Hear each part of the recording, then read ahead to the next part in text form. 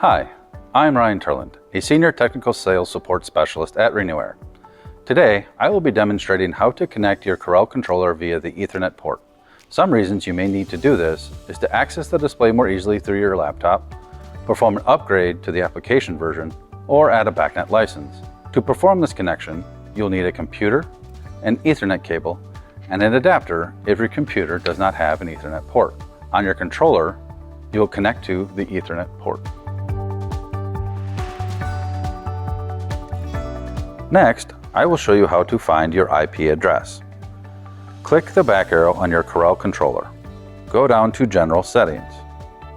Then go down to the third screen. This is where you will find the IP and mask addresses.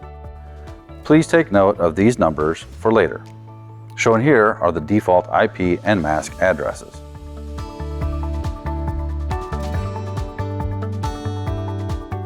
Now we will set up the IP and subnet of your computer so it is compatible with the Carel controller.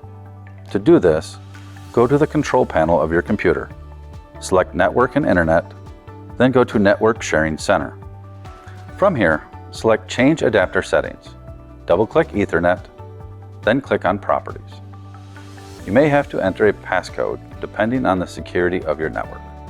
Once in Ethernet Properties, select Internet Protocol version 4 and click Properties. This is where you will set your IP and subnet. Click on Use the following IP address. The first three octets in the IP address should be set to the same as the first three shown on your controller.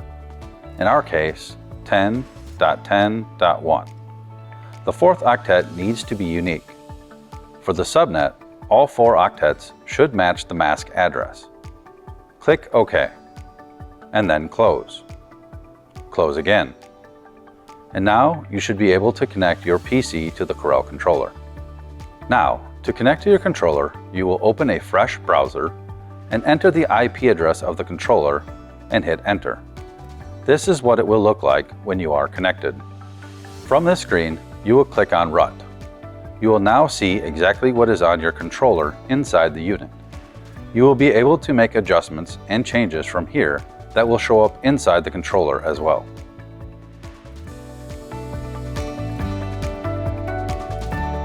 If you are looking to update the firmware or add a BACnet license, you will do this through the Upgrade tab.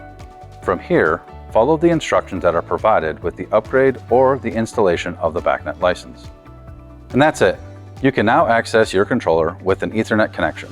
If you have any additional questions about this or other Firmware products, please contact our technical sales support team at firmware.com/support.